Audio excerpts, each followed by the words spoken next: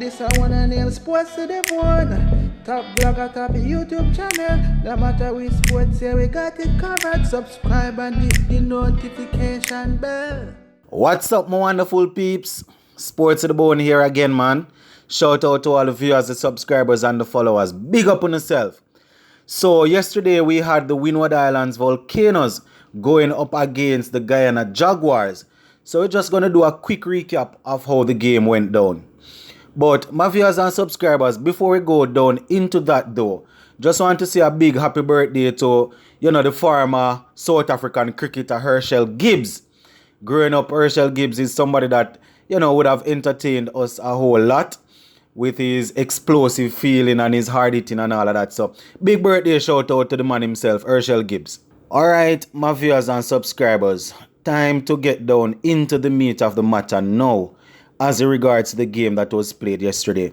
So it was the Volcanoes that actually won the toss and decided that they were going to bat first. Viewers and subscribers, things didn't go to plan at all, as man of the match Keon Joseph was in a rampant mood with the ball for the Guyana Jaguars.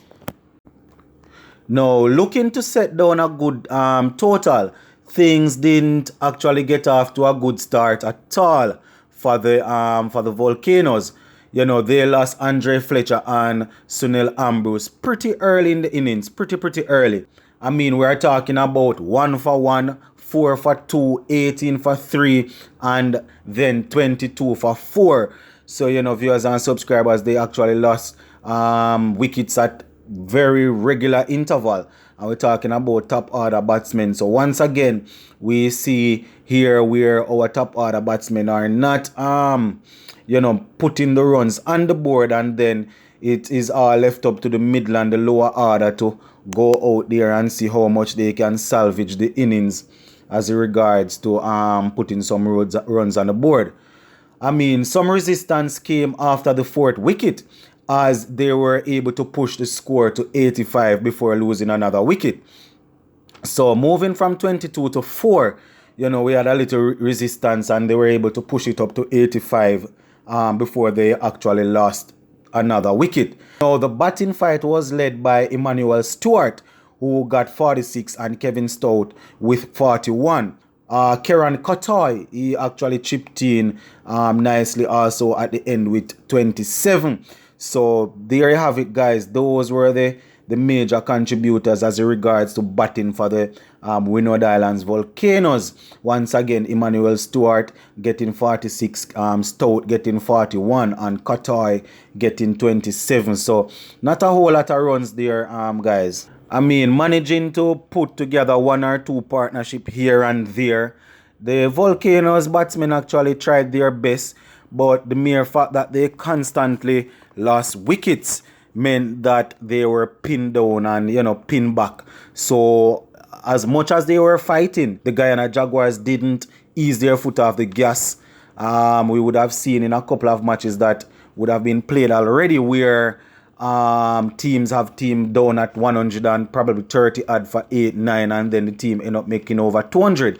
Same thing with Jamaica the other day. The last two matches that Jamaica played, the top order was skittled out pretty early, and the tail was able to make some runs solely because the bowling team, they weren't able to go for the throat and actually just finish off the innings.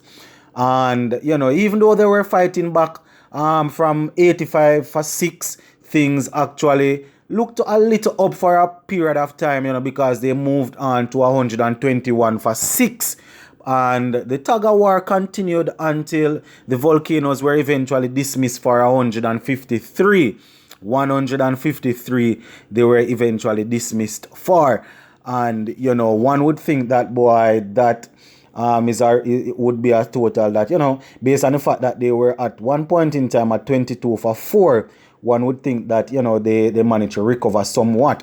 But the mere fact that they were able to move from 22 for 4 to 121 for 6, you would think that they would at least try and bat a couple more overs and push the total further forward. But moving from 121 for 6, they got dismissed for 143.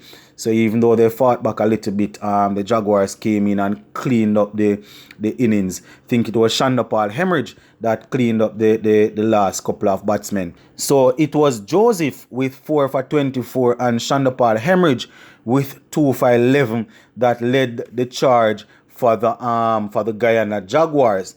Now, based on what we are seeing here, it took 2 bowlers to basically dig down into the batting of the Windward Islands Volcanoes, because I mean at the top of the innings there, Joseph, he was very aggressive. He picked up a couple of early wickets, and other bowlers chipped in, and they were able to keep things tight.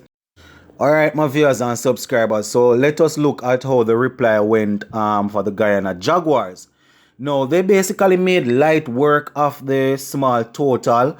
I mean, they got off to a very good start with the openers, getting some runs. And later down, it was the elegant Shemran Hetmyer show, actually. But we're just going to look at how the openers went first. So, chasing down the small total of 153, as I said earlier, they got off to a relatively good start with both openers getting good starts. I mean, none of them were able to push on and get a half century, but they actually got good start to basically pave the way for the Jaguars. Now, the Volcanoes were only able to pick up 1 wicket as the Jaguars gobbled down the little score. So only 1 batsman they were able to dismiss.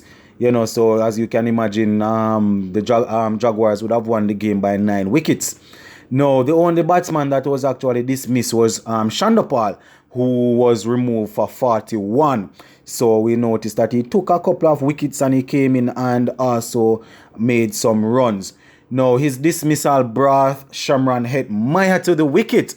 And viewers and subscribers, you all know that sometimes you don't know what you're going to get with Hetmyer, but it's always good to see Hetmyer doing some batting, because at the end of the day, he's a very talented batsman and he's not afraid to go out there and play his strokes. So we were treated with seeing Hetmyer batting for a good period of time. Now, the elegant left-hander went to work and he actually chipped away at the total pretty easily, rotating the strike, getting a couple of 6 and a couple of 4s and things like that. Now, along with Hetmyer, Tevin chipped in, and they both led the Jaguars to an emphatic victory. As I said earlier, only 1 wicket they lost. So once Hetmyer went in, Hetmyer and Tevin, they would have chipped away at the total.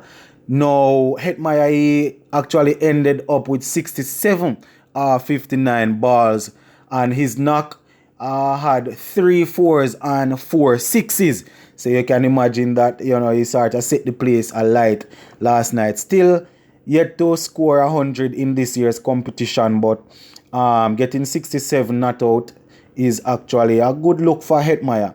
Now, some key things to note in this game.